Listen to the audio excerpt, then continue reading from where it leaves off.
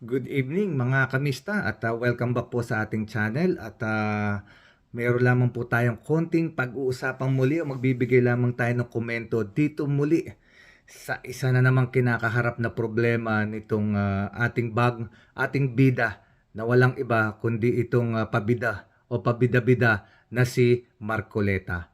So alam naman natin mga kamista na nitong mga nakaraang araw medyo umiingay na naman ang pangalan nitong si Mr. Piluka o si Mr. BMW, kung tawagin natin. Kasi mga kamista, talagang mukhang naiipit na rin itong si Marcoleta. Diyos ko naman, bakit ba naman hindi? Bakit kasi? Unang-una, talaga naman po siya ay nahuhuli na sa bibig at ngayon po ay piling pabiktima. Nahuli na siya sa sarili niyang bibig ay pabiktima pa. O kagaya na lamang nito mga kamista, o biruin nyo. Ang sabi niya ay siya raw ay ginigipit lamang ng ombudsman. At gusto lamang daw siyang tawag dito, political lamang daw po yung ginagawa sa kanya. Pero ang katotohanan niyan ay eto mga kamista. Paano ba nabuko at nahuli sa sariling bibig itong si Marcoleta? Di po ba siya ay nagpa-interview sa Net25? Ang Net25 ay istasyon ng Iglesia ni Cristo.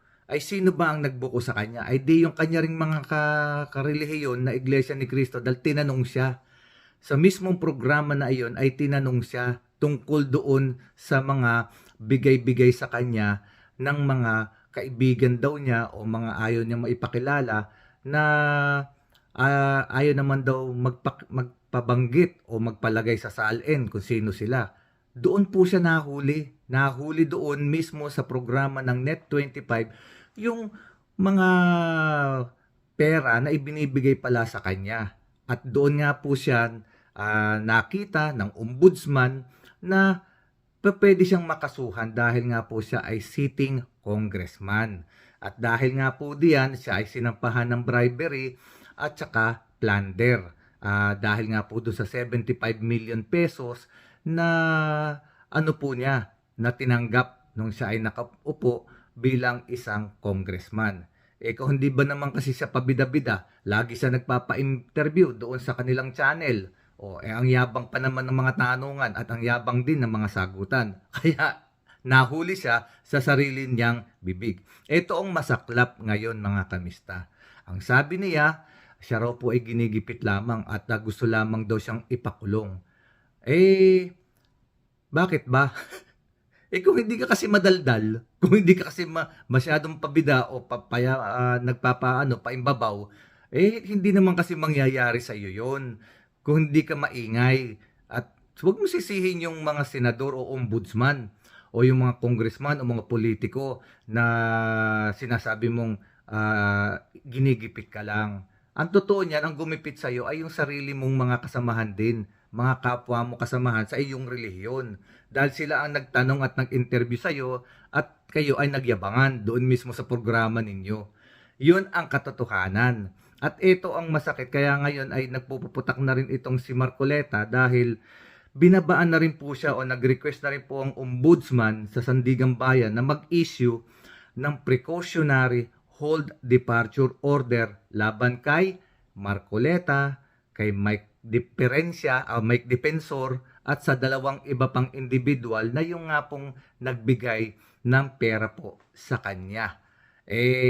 Ito ang masaklap dyan. Kaya ito ginawa sa kanya kasi baka nga naman gayahin niya yung kanyang kapwa senador na sinasabi nilang matapang. Na ubod daw ng tapang nun. At sinasabi nga ni Robin Padilla na wala raw pong katulad ang katapangan noong kasamahan nilang si Mr. Darak, si Bato. Sa sobrang tapang, nagtatago at hindi nagpapakita. Biruin nyo naman, walang ginawa kundi maghamon. Hamon ng hamon kung kani-kanino. Nung palang dadamputin na, walang ginawa kundi magtatakbo. Yun ba ang matapang? Yun po ang tinatawag na duwag. So, balik po tayo kay Marcoleta, mga kamista. So, ito na nga mga kamista. Ang binabaan ng hold departure order ay itong si Marcoleta si Mike Defensor at dalawang individual na sangkot nga po sa pagbibigay ng pera sa kanya, kay Marcoleta. Bakit po kasama si Mike Defensor? Kasi ito pong si Mike Defensor ay isa rin ito sa mga sinampahan na rin ng kaso ng ombudsman dahil sa kanyang mga pinagsasasabi. Marami-rami na rin yung kaso nitong si Mike Defensor. According dun sa kanyang interview ay 5 na. 5 yung nakasampal, 5 ba o 6 ang isinampang kaso sa kanya. Kasi masyadong tong mga to, kung tumira, hindi nag-iisip. Yung mga pinagsasabi nila ay sa kanila rin tumatama. Ganyan talaga. Ganyan talaga ang buhay pagka kayo ay nagigipit. Kala mo kayo ay kaawa-awa. Samantalang noong dakdak kayo ng dakdak laban sa gobyerno, wala kayong pakundangan. Ngayon binabalikan kayo at nakita yung inyong mga ginagawang kabulastugan, ang feeling ninyo kayo naman ay inaapi.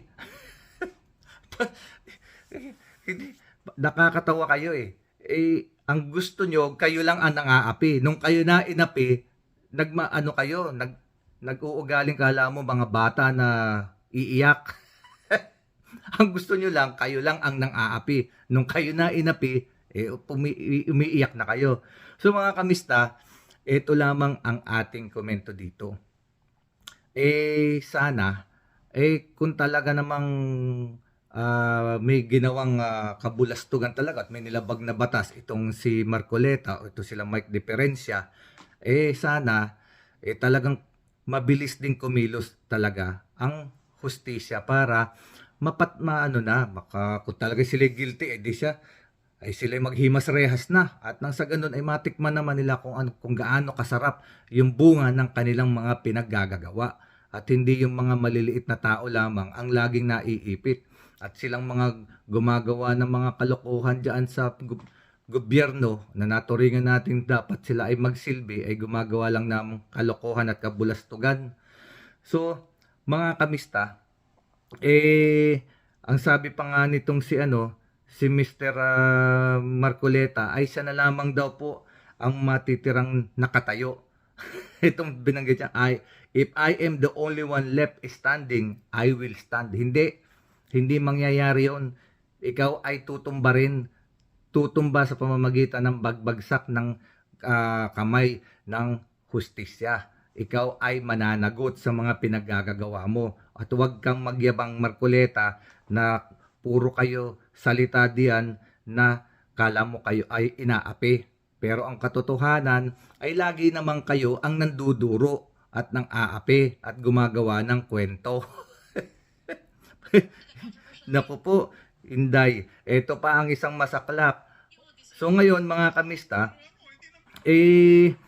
itong si Mike Defensor naman, itong nakaraang Lunes nga kahapon ay nagpunta rin siya sa sa tawag dito sa prosecutor's office po yata at nagsampa siya ng counter affidavit laban dito sa criminal complaint na isinampa naman sa kanya ni Senator Trillanes.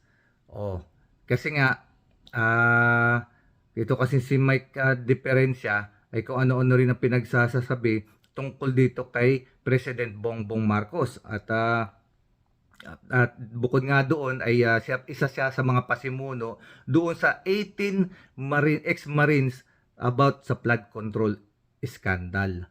So mga kamista, marami tayong makikita mga mga kaganapan na mangyayari. Biruin nyo si Marcoleta may plunder case.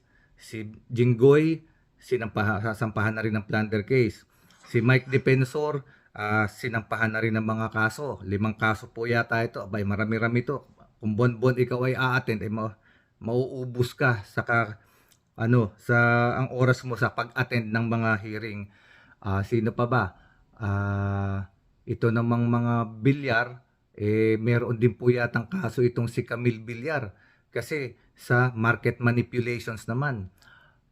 Ang masakit nito mga kamista, isa pa. Ito babanggitin ko lang. Binubuo nilang ang bagong Blue Ribbon Committee sa Senate ay binubuo po ng mga senador na ayaw pumirma doon sa unang tawag dito, resolution o yung report ng Blue Ribbon Committee ni Ping Lacson.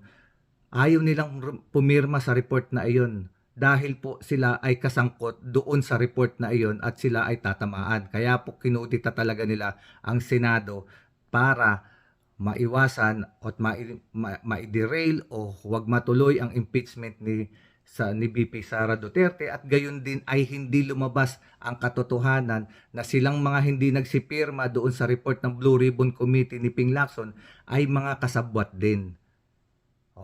Kasabwat din sila sa flood control. ito namang si kapatid ni Caldero, ni Mr. Senator 10K, ay hindi nga po siya sangkot sa flood control, pero ang kanyang contractor naman ay sa Department of Energy. Oh my goodness. Lahat sila ay may kanya-kanyang mga hawak na contractor na maaring sila ay nakikinabang. Kaya napakagulo at napakasaya at napaka talaga ang sarap pagkukutusan. So mga kamista, ito po lamang si Marcoleta. Ang topic natin dito ay siya po ay hindi na makakalusot dito. Binabaan na siya ng bababaan na siya ng ng hold departure order, at naniniguro na ang gobyerno na siya ay hindi makakatakas. At kung siya man ay makatakas, mawalang bigla, ay siguro ay alam na ng gobyerno kung siya hahanapin. Kasi merong isang vlogger na nagsasabi, itong si Bato daw po ay itinago sa sentral ng Iglesia ni Cristo. Itong si Marcoleta ay Iglesia ni Cristo, ay maaaring doon din siya magtago. Iyan po ay sabi lamang noong isang vlogger. Hindi natin alam kung totoo o hindi, pero siyempre pag may usok, may apoy. Ganun lang yung kasimple mga kamista. So hanggang sa muli mga kamista, at salamat po sa pakikinig, at sana po'y patuloy nyo subaybayan ang ating mga komento sa mga nangyayaring sarsuela o hocus-pocus o drama o comedy o ano ba, muro-muro na nangyayari sa ating gobyerno.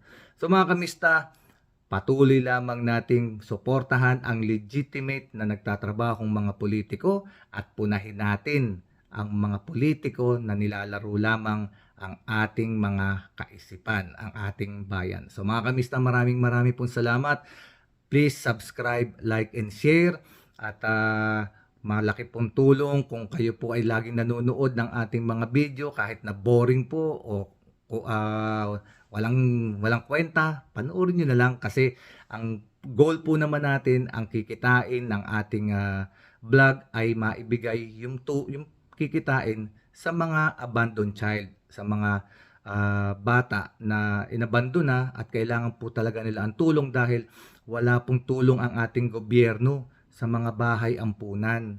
Ang mga politiko po, ewan ko kung sino ang nagbibigay dyan, pero yung nakausap ko po na bahay ampunan, wala po silang sweldo, yung mga madre doon.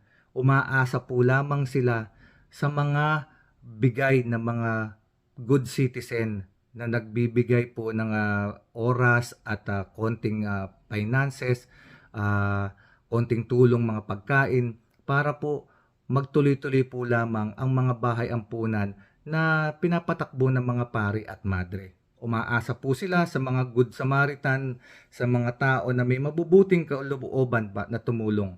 Pero po, according to them, wala pong tulong ang gobyerno, wala pong mga politiko na tumutulong sa kanila para po maitaguyod ang mga batang inabandona ng mga kanilang mga magulang or mga naulila na wala ng magulang na inampo na po ng mga madre, para po sila po ay mapalaki at mailagay sa tamang pagkalagyan, maayos ang kanilang mga papers kung meron pong aampon sa kanila. Pero may balakid pa rin po dyan mga kamista.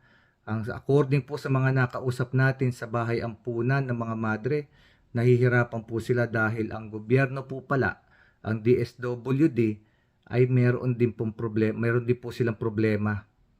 Kaya po maraming hindi na natutuloy na pag-aampon dahil sa mga balakid o problema na nasa loob ng ahensya. So, hanggang dito na lang mga kamista. Sana po suportahan niyo pa rin kami. At yung panonood po ninyo ay malaking bagay para po makatulong doon sa mga abandoned child. At meron na po tayong dinalhan ng tulong noong nakaraang Abril. Hindi ko lamang po naiaayos pa, pero ipopost ko na lamang din po, maigsing-maigsi lamang po sa mga darating na araw o kahit baka itong linggong ito, para makita po ninyo yung lugar. At kung kayo po ay malapit doon, ay kung pwede po sana ay magbigay tulong na rin po kayo sa abot ng inyong makakaya. Marami pong salamat muli sa ating mga kapatid na Muslim. Naniniwala kami na kayo ay mga nasa tuwid at hindi niyo sinusuportahan ang isang Robin Padilla na peke, na ginagamit lamang ang relihiyon ng Islam para sa sarili niyang interes. Sa mga kapatid nating Muslim, Assalamualaikum, God bless us all, and thank you very much sa ating lahat. God bless po.